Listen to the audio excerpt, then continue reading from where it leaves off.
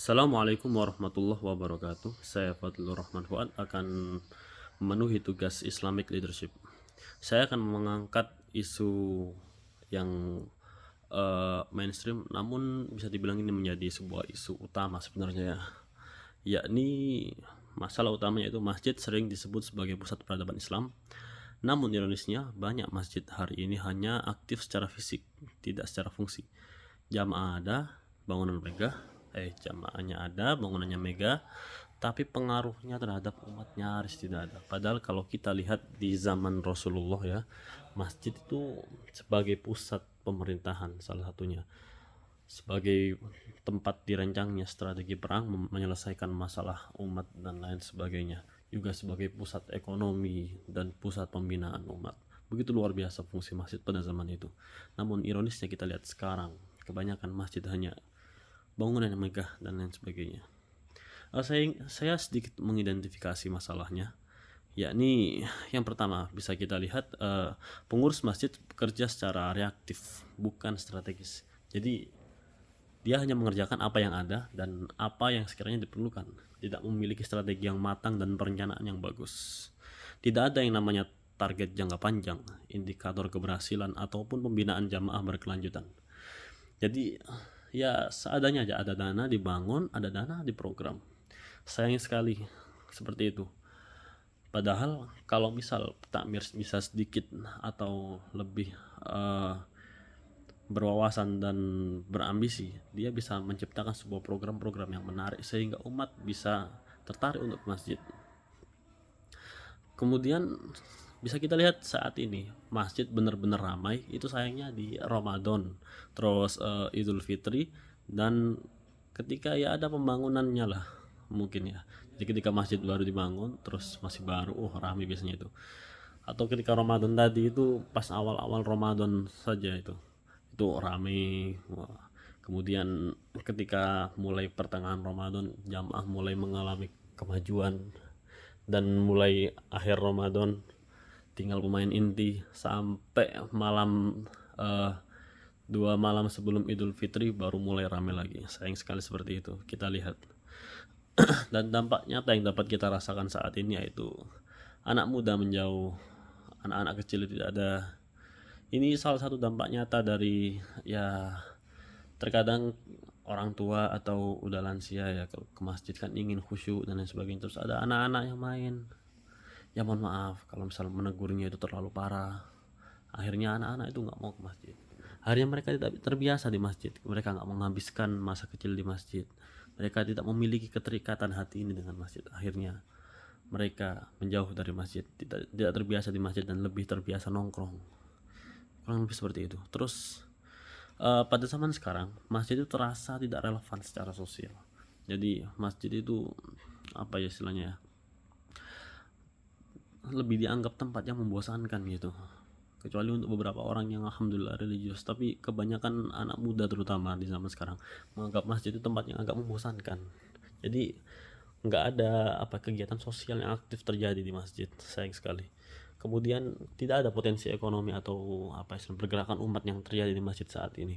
Masjid tidak dijadikan tempat untuk pembinaan umat, pembinaan umat secara spiritual, ekonomi, maupun gitu ya,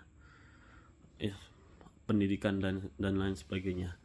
Akhirnya masjid menjadi sepi program, tidak tidak apa ya tidak ada umat yang serasa dia itu berutang budi di masjid.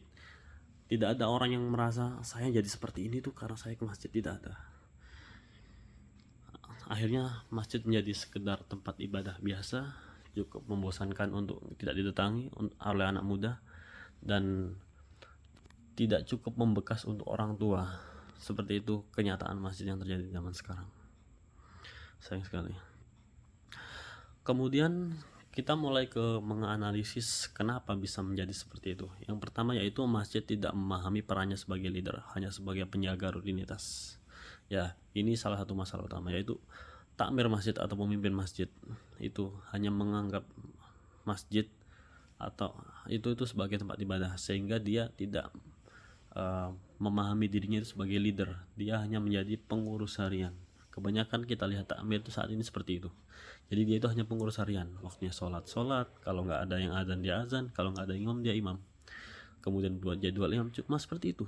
Tidak ada gebrakan untuk menarik perhatian jamaah, membuat program atau apapun yang menarik perhatian anak muda dan lain sebagainya.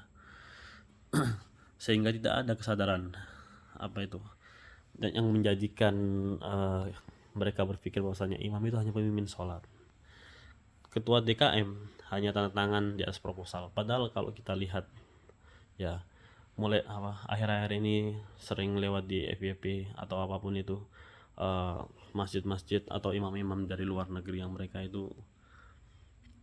itu tidak hanya imam, mereka itu juga sebagai pembina moral dan teman bermain anak-anak. Alhamdulillah, sehingga anak-anak itu benar-benar bermain di masjid. Mereka ajak bermain, kemudian diajak keluar di sekitar masjid, mengunjungi usaha sama muslim, kemudian beli makanan di sana, dibelikan es krim, dibelikan kebab dan lain sebagainya.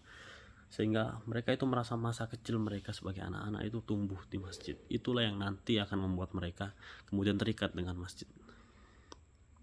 Ya, ini kemudian selanjutnya yaitu sedikit solusi dari perspektif kepemimpinan Islam. Yang pertama yaitu pemimpin Islam atau pemimpin masjid harusnya memiliki hal-hal berikut seperti amanah. Jadi dia itu harus memegang amanah dengan sebaik-baiknya. Kemudian visioner. Seorang pemimpin masjid seharusnya itu visioner. Karena apa? Karena dialah yang akan menjadi tonggak kedepannya masjid seperti apa.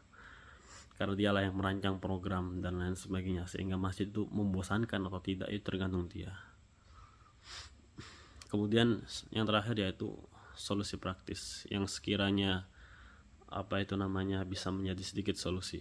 Yang pertama yaitu menyusun visi dan misi yang jelas. Ini termasuk hal-hal yang basic. Kenapa? Karena kalau misal masjid tidak memiliki visi dan misi, maka ia hanya akan menjadi penyelenggara ibadah harian.